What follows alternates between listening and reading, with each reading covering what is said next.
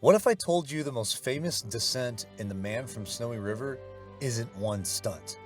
That impossible ride was built from multiple shots, and once you know who did which parts, it gets even crazier. And here's the real gamble. Tom Burlinson had limited writing experience when he was cast, yet this movie still has real gravity. And if you've ever ridden, one wrong step on that slope is game over. So let's break down the descent, the double, and 10 weird Man from Snowy River facts that make this film legendary. Fact number 1. The casting gamble that shouldn't have worked. If Jim looks fake on horseback, the whole movie collapses. Tom Burlinson wasn't born in the saddle, and that matters, because this story doesn't just include writing, it is writing. So here's the question. How do you cast someone with limited writing experience and make the audience believe him? You don't fake it, you build it. Burlinson trained hard.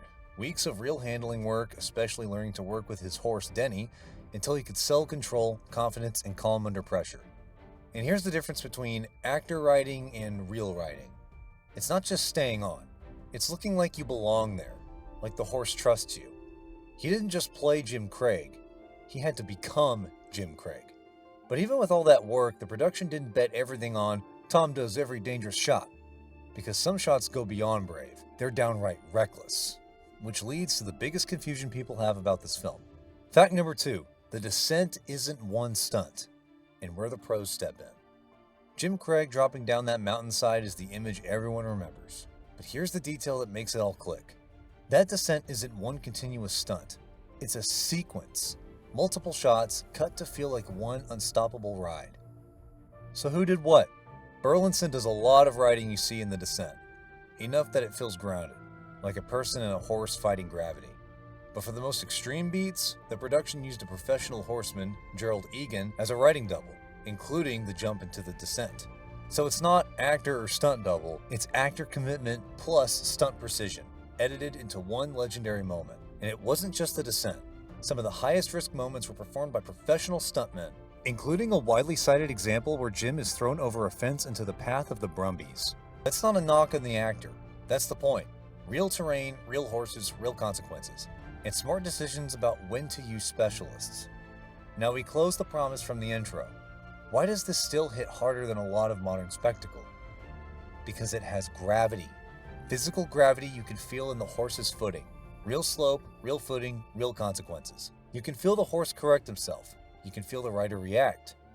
And here's the kicker. Once you feel that kind of gravity, you notice it everywhere in the film. Which brings us to the next ingredient the camera can't fake. But before we get to that ingredient, let's look at what this production accomplished so the world would take it seriously. Fact number 3, the Kirk Douglas strategy. Kirk Douglas wasn't there by accident. This was strategy. The producers wanted an international hook, so they brought in a major Hollywood star to help the film travel beyond Australia. Once he said yes, he didn't just show up. He anchored the film overseas, playing both Harrison and Spur.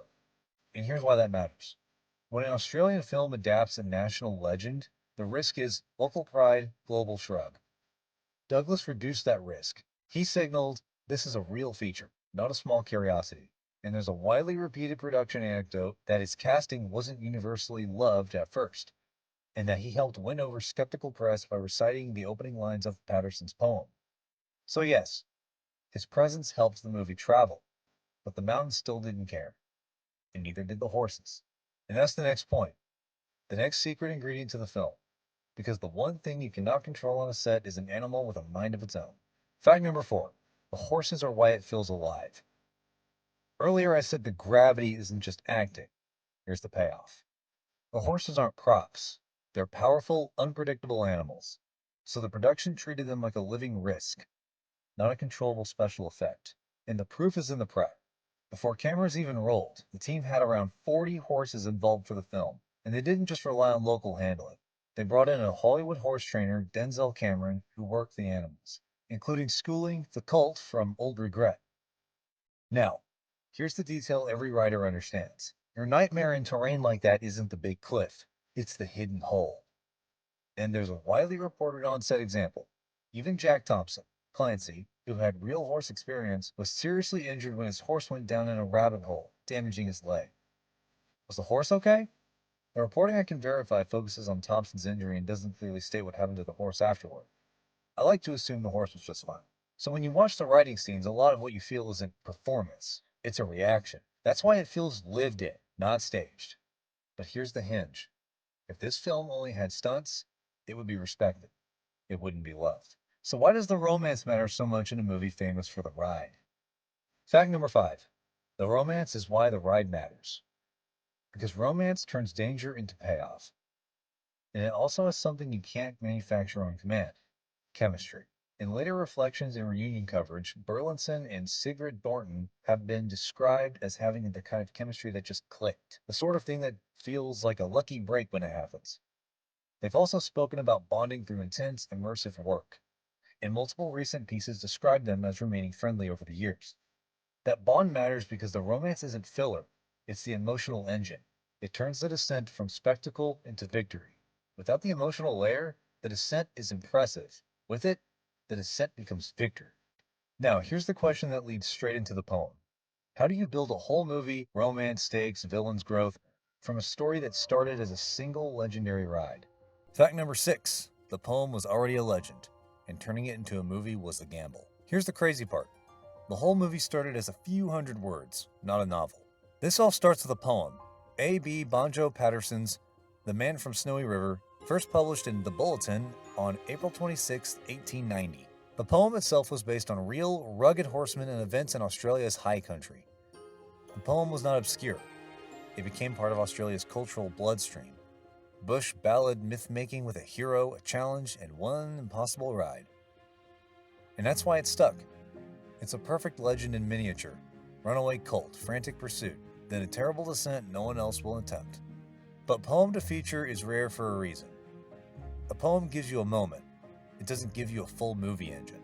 So the filmmakers had to build an entire world around that one mythic ride, so the descent feels earned instead of a random spectacle.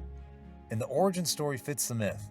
Producer Jeff Burrows has said the idea sparked at a dinner party. Someone suggested the poem would make a great film. Then it became a treatment. Then a script. So the real gamble wasn't, can we film the descent? It was, can we expand a legend into a full story and make the final ride feel like destiny? And once they built that story engine, the next ingredient turned it into a legend you can hear before you even see the descent. Fact number 7. The score escaped the film. Bruce Rowland's score didn't just underline the movie, it became part of its identity, then part of Australia's. The music later featured at the Sydney 2000 Olympics opening ceremony. You hear that theme, and your brain sees the mountain. That's a rare afterlife for a soundtrack. And it's not just pretty, it's tactical. It thins when danger spikes, then surges when triumph lands, so your body feels risk, then release. Which means even if someone forgets the plot, they remember the pulse. Now here's a geography twist most people never hear. The Snowy River you picture isn't where you think it is. Fact number 8. Snowy River wasn't filmed where you think. The movie wasn't actually filmed in the Snowy Mountains. It was shot in the Victorian High Country near Mansfield, Victoria, reportedly because it was more practical for production. And it worked, because those ridgelines don't just look scenic, they look like a threat. So the question becomes, once new audiences saw that world, how far did this travel? Fact number 9. The film outperformed expectations worldwide. Worldwide, the film pulled in about $50 million, massive for an Australian film built from a poem and a risky production bet. And that success matters because it proved something. A distinctly Australian story could travel, if the emotions were clear and the action felt real. And when a film travels like that, it stops being a movie you remember and starts becoming a piece of identity. Fact number 10. It became more than a hit. A lot of movies succeed. Fear would become part of a country's identity. The Man from Snowy River did. Its imagery, music, and themes stuck. The sequel kept the story alive, and audiences keep coming back for the horses, the romance, the landscapes, and that descent that still looks impossible. And that's the real magic of Snowy River. A poem inspired it, a hard adaptation shaped it, a legendary descent defined it, and the result still feels larger than life. So here's my question for you. What modern film has matched that kind of gravity? Where you don't just watch it, you feel it. And if you thought this ride through Australia's movie magic was epic, saddle up, because next we're heading back into the outback with Tom Selleck's Quickly Down Under, where a sharpshooter, a ruthless villain, and the unforgiving wilderness collide in one of the most underrated Western adventures ever made. If you love movies where the danger is real and the emotions are earned, drop a comment with your favorite Snowy River moment. And if you want more weird facts, deep dives like this, hit subscribe, because when a movie has real gravity, it doesn't just entertain you, it pins you to your seat.